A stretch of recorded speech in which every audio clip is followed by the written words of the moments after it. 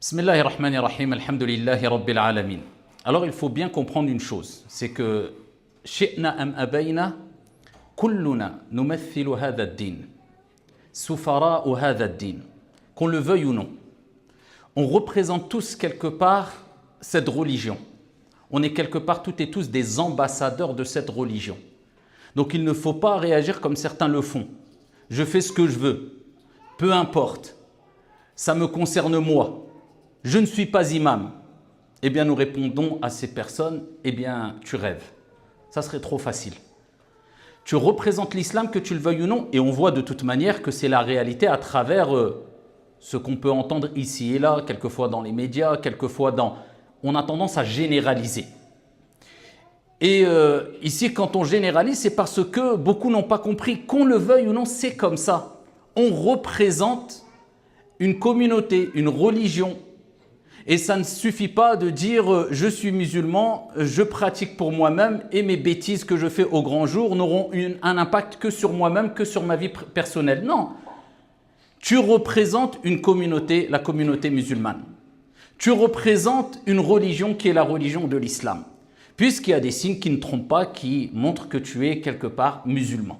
Donc ça, il faut le prendre en considération, puisque le prophète sallallahu alayhi wa sallam a dit « Inna minkum munaffirin » il y aura parmi vous des gens qui vont faire fuir. Le prophète a blâmé ces personnes-là. Iyak thumma iyak. Méfie-toi de faire partie de ces personnes-là qui devront se tenir au jour de la résurrection devant leur Seigneur tabaraka wa ta'ala pour répondre aux plaintes de personnes, peut-être par dizaines, peut-être par centaines. Et dis si tu veux, aujourd'hui à travers les réseaux sociaux, à travers tout ce qu'on peut transmettre facilement sur les réseaux, rendre des comptes devant des millions de personnes.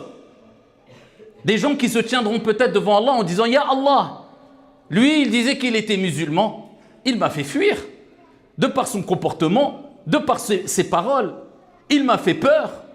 Alors peut-être ou pas, ça sera une excuse ou pas pour lui. En tout cas, tu devras en rendre des comptes. » Et beaucoup de savants disent que des gens devront rendre des comptes puisqu'ils ont été un obstacle pour beaucoup de personnes qui n'ont pas embrassé l'islam à cause d'eux. C'est ça l'islam, on n'en veut pas. Et les prédécesseurs vertueux et pieux qui ne se limitaient pas à un nom ou une appellation pour prétendre être parmi le groupe sauvé, eh bien eux l'avaient compris. Et c'est connu cela.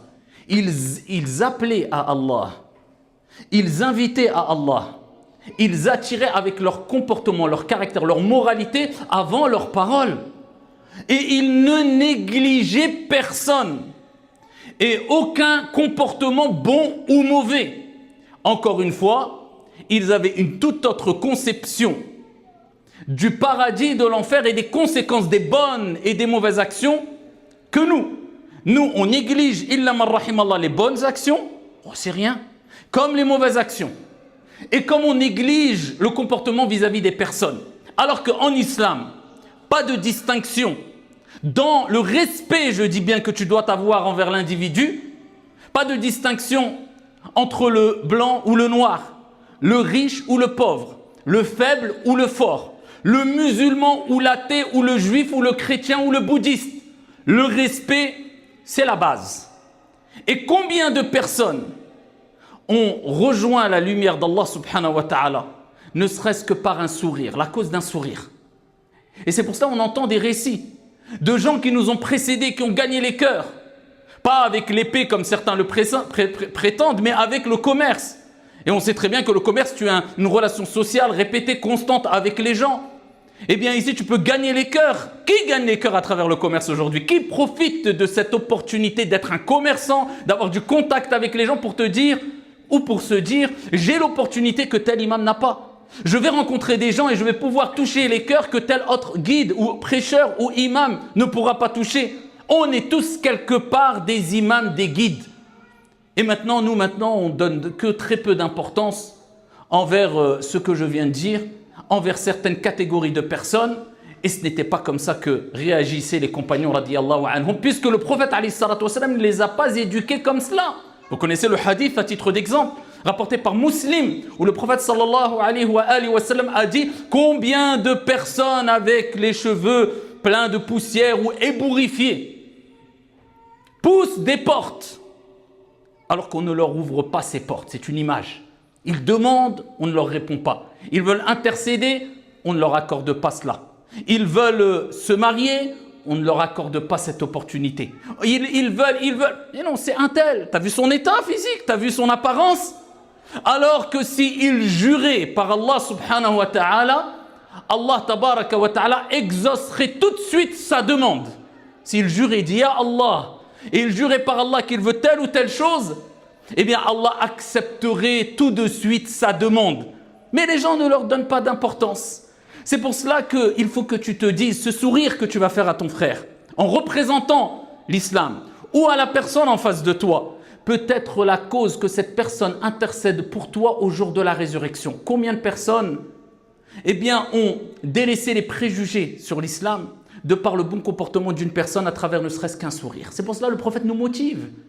Et quand il nous dit le sourire sur le visage de ton frère est une aumône, quand il nous dit qu'une personne a été au paradis tout simplement parce qu'elle a ôté quelque chose qui nuisait aux gens sur la route, quand il nous dit c'est pour que tu comprennes qu'une action qui te paraît être insignifiante peut être la cause de ton entrée au paradis. Vis-à-vis d'objets, que dire vis-à-vis de personnes? Et on a un hadith magnifique qui nous rappelle cela aussi, rapporté par l'imam al-Bukhari.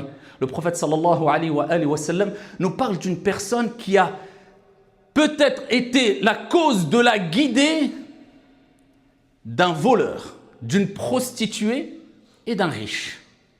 Il a donné une aumône. Il s'est dit aujourd'hui je vais donner une aumône. Et quand il est sorti chez lui, il a trouvé une personne. Et il lui a donné cette aumône-là. Ensuite, les gens ont parlé. Ils ont dit, un tel a donné une aumône à un voleur, sariq. Il ne savait pas. Il a dit, Allahumma lakal hamd. Toute la louange à toi, ya Allah. Mais je vais donner une aumône à une autre personne. Il sort de chez lui, il va pour donner une autre aumône. Et il donne cette aumône à une personne. Et il pense avoir bien fait. Et certes, il a bien fait. Mais quand il entend certaines paroles, il se met à douter. Puisque les gens ont dit, subhanallah, il a donné une aumône à une prostituée, sans qu'il le sache. Il dit, Allahumma lakal hamd. Et il se dit, je vais donner une autre aumône. Il continue, il persiste, son intention est bonne et l'acte est bon. Innamal a'malu binniyat. Ô combien de petites actions, à tes yeux, sont énormes auprès d'Allah subhanahu wa ta'ala, puisque l'action, petite soit-elle, a été précédée d'une belle et une grande intention. Et combien de grandes actions aux yeux des gens, je dis bien, de manière apparente, les gens disent « Waouh !» Mais elle est devenue toute minuscule, voire insignifiante, voire elle a disparu parce qu'elle a été précédée d'une toute petite, voire une mauvaise intention. Mais l'intention ne suffit pas, il faut que l'action soit conforme. Combien de personnes se sont égarées parce qu'ils avaient des bonnes intentions, mais ce qu'ils faisaient, ils étaient complètement égarés.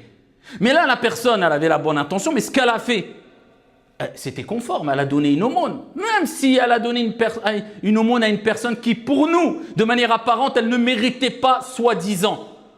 Ben, cette personne-là, elle a agi avec cette sorte de naïveté. Alors, il y a une naïveté positive et une naïveté blâmable. Ce n'est pas le sujet. Mais cette naïveté positive, bonne, qui nous est demandée, c'est-à-dire husnul dhann. C'est ça la bonne naïveté.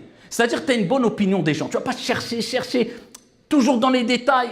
Tu t'arrêtes avec ta voiture, tu vois quelqu'un, oh, cela toujours il demande. Allah ne fait pas la manche. Cette personne-là, c'est Allah qui te l'a mis sur ton chemin pour te rapprocher de lui. Qu'il mente ou pas, toi donne. Si tu ne veux pas donner, eh bien une bonne parole. Tu dis, Allah il sahel. C'est tout. Amma tu te plains, oh, pourquoi il vient celui-là, toujours cela il demande.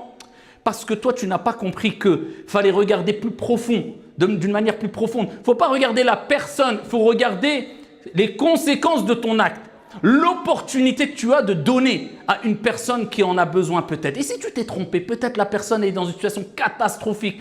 Peut-être que tu vas venir en son aide. Et vous savez, le prophète alayhi salatu wassalam, vous connaissez le hadith, lorsqu'il a dit venir et marcher avec son frère lorsqu'il a besoin, mais préférable que de faire la retraite pieuse pendant un mois.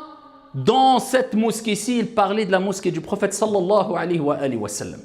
C'est-à-dire que quelqu'un qui va aider son frère, il va l'assister tout au long de son problème, eh bien le prophète, il préférait faire ça. Il dit c'est meilleur que de rester jour et nuit, faire al-i'tikaf, la retraite pieuse dans la mosquée du prophète Mohammed alayhi salatu wa salam pendant 1 mois. Et bien sûr, ahabbu an-nas ila Allah anfa'uhum lin-nas. Les personnes les plus aimées auprès d'Allah, ce sont ceux qui sont les plus profitables pour les gens. Les gens, pas de distinction. Ne te dis pas oui, mais celui-là, pas celui-là. Toi, fais, tu ne sais pas où tu vas poser la graine et comment Allah subhanahu wa ta'ala va faire jaillir le bien à travers ce que tu as fait, à travers ton action. Tu ne sais pas, toi t'investis à droite, à gauche. Combien de personnes ont été touchées alors qu'ils n'étaient même pas musulmans, de par un comportement. Cette personne-là, peut-être un jour, tu vas te retrouver dans une situation difficile où tout le monde voudra témoigner contre toi. Eh bien, cette personne va se souvenir de toi. Elle va dire, c'est celui qui avait un bon comportement avec moi. Eh bien, il va être une cause ici pour témoigner, ou il va être une cause de ton secours ou de ton assistance. Il va témoigner en ta faveur. Combien de cas on a vu cela? À travers ton comportement, tu ne fais pas de différence entre les gens. Tu souris à tout le monde. Combien de personnes ont eu des postes, des hauts postes?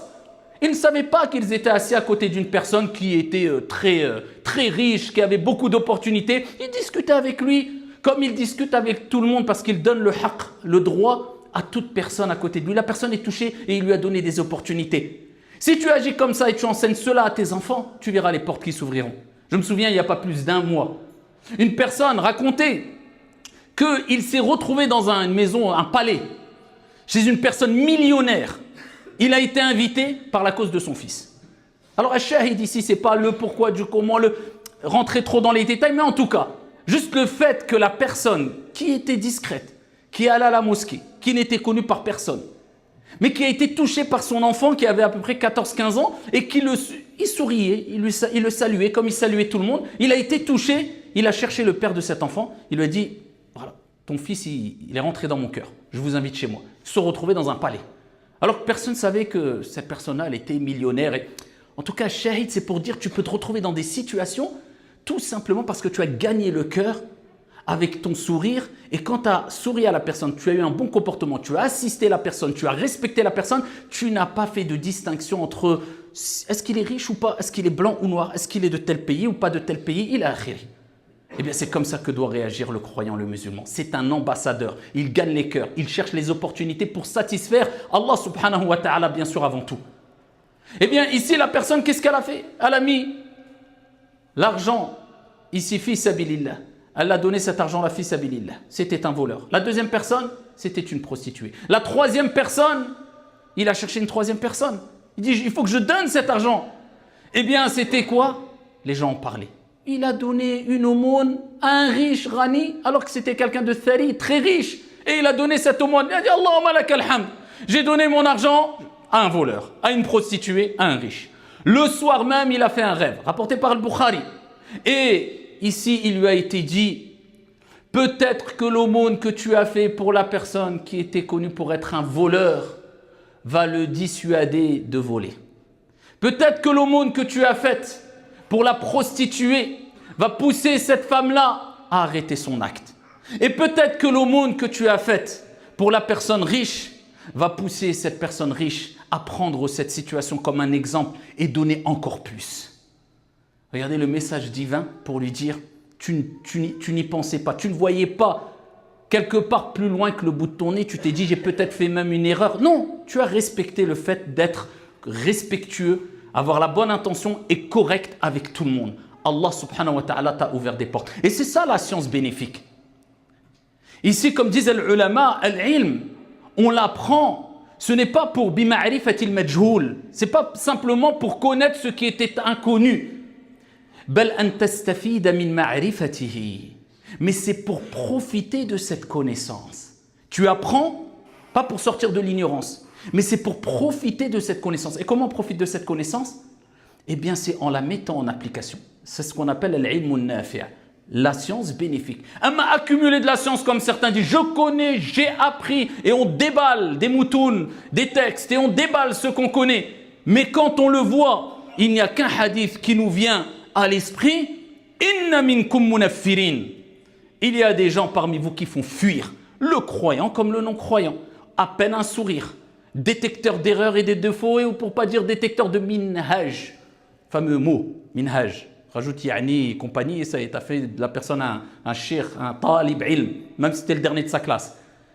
C'est pour cela qu'il faut faire très attention. L'application, elle vaut beaucoup plus que la quantité d'informations qui n'est pas suivie par l'application.